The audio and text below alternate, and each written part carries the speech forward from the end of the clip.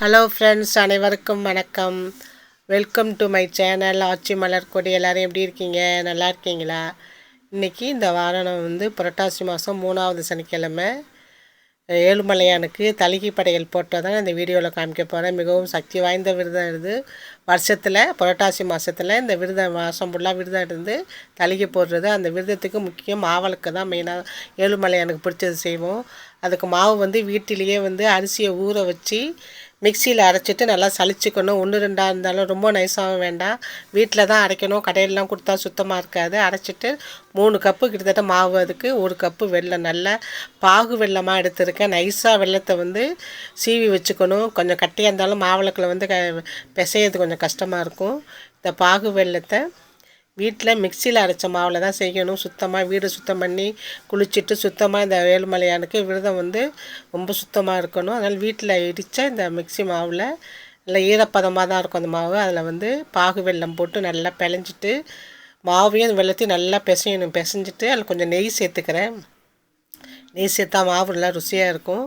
சில பேர் தண்ணி சேர்ப்பாங்க, நான் நெய் தான் சேர்ப்பேன். தண்ணி சேர்த்தா ரொம்ப மாவு இலகி லூஸ் ஆகிடும். அதனால் கொஞ்சம் நெய் சேர்த்துட்டு இந்த வெல்லத்தையும் மாவையும் நல்லா ஒன்றா பிசைஞ்சாலே நல்லா கெட்டியாக வந்துடும். தண்ணி கொஞ்சம் சேர்த்துட்டிங்கன்னா பிசைய பிசைய வெல்லம் இலகு கொடுக்கும். இலகு கொடுத்தோன்னா மாவு உருண்டை பிடிக்க வராது.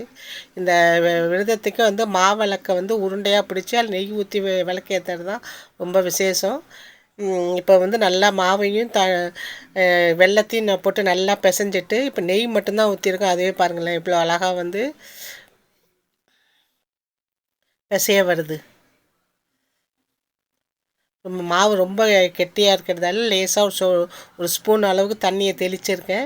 தெளிச்சுட்டு அந்த மாவை பிசைகிற இதுலேயே மாவு இந்த அளவுக்கு வந்துடும்.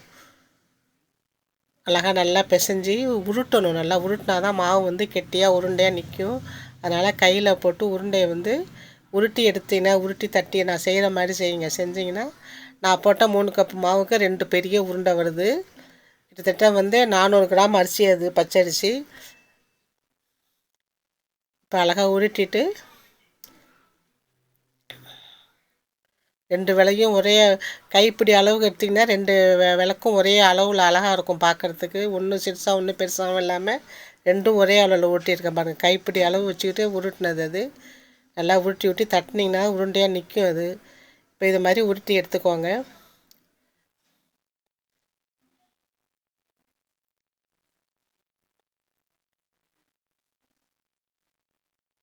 இப்போ நான் 2 உருண்டை ஊட்டியிருக்கேன்.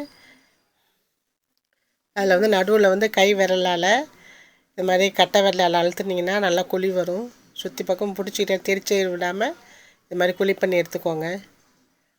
அவங்கவுங்க வீட்டு பழக்கப்படி ஒத்தையாக போடுறவங்க அந்த கணக்குக்கு. எங்கள் வீட்டில் நாங்கள் 2ஆக தான் போடுவோம். நான் 2 மாவிளக்கு வச்சுருக்கேன். அது மாதிரி குழி பண்ணி எடுத்து வச்சுக்கலாம்.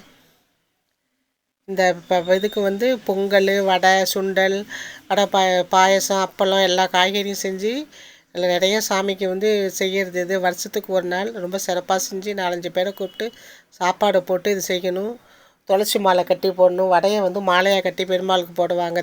நாமம் சாத்தி திருச்சூர்னா நாமக்கட்டையில் நாமம் போட்டு அதுக்கு வடை மாலை சாத்தி துளசி மாலை சாத்தி மாவிளக்கு ஏற்றி பொங்கல் வச்சு வடை மாலை போட்டு சுண்டல்லாம் வச்சு சாப்பாடு இலையில போட்டு இந்த விரதம் இருக்கிறது. இது ரொம்ப விசேஷமான சக்தியான விரதம். நம்ம வேண்டினதெல்லாம் நடக்கும். குடும்பம் செழிப்பாக இருக்கிறதுக்கு இந்த விரதங்கள்லாம் எப்போதும் நம்ம செய்யணும். இப்போ நான் மாவிளக்கு உருட்டிட்டேன் 2 உருண்டை. இப்போ இதில் நம்ம சாஸ்திரப்படி அந்த விளக்குக்கு குங்குமம் வச்சுக்கிறேன். இப்போ 2 விளக்குக்கும் அடுத்த விளக்குக்கும் குங்குமம் வைக்கிறேன்.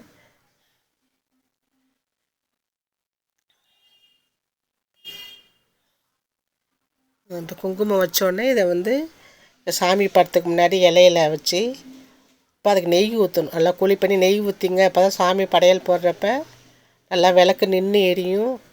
இந்த நெய்யில் ஊறி மாவிளக்கும் அவ்வளோ ருசியாக இருக்கும். இப்போ ஃபுல்லாக நெய் ஊற்றியாச்சு. இப்போ 2 விளக்குக்கும் திருநூல் போடணும். ஒரு 2 விளக்குக்கும் இப்போ திருநூல் போட்டேன். போட்டுட்டு இதை விளக்கு ஏற்றி மற்றபடி சாமிக்கு நம்ம சமைச்ச சாப்பாடெல்லாம் வச்சு சாம்பிராணி போட்டு தீபம் ஏற்றி சாமி கும்பிடணும். தேங்காய் உடைச்சி இப்போ 2 திரியும் போட்டுட்டு இப்போ மாவிளக்கு ஏற்றிட்டேன். ஏழுமலையான் திருப்பதி ஏழுமலையானுக்கு மிகவும் பிடிச்சது மாவிளக்கு தான். அந்த மாவிளக்கு ஏற்றி சாம்பிராணி கும்பிட்றது தான் ரொம்ப விசேஷம். சாம்பிராணி போட்டு ஏழுமலையான் நம்ம வீட்டுக்கு கூப்பிட்றோம். அவருக்கு வந்து பிடிச்ச முருங்கைக்கீரையும் இன்றைக்கி கட்டாயம் செய்யணும். முருங்கைக்கீரை தான் அவனுக்கு வந்து மாவிளக்கும் முருங்கைக்கீரையும் அவனுக்கு ரொம்ப பிடிச்சது. சாம்பிராணி போட்டு நாங்கள் சாம்பிராணி கும்பிட்டு இந்த வருஷம் சிறப்பாக கும்பிட்டோம். இதுதான் படையல் போடுறது. நீங்களும் இது மாதிரி சாமி கும்பிடுங்க. இப்போ இந்த வீடியோ உங்களுக்கு பிடிச்சிருந்ததுன்னா லைக் பண்ணி ஷேர் பண்ணி கமெண்ட் பண்ணுங்கள், சப்ஸ்கிரைப் பண்ணுங்கள். தேங்க்ஸ் ஃபார் வாட்சிங்.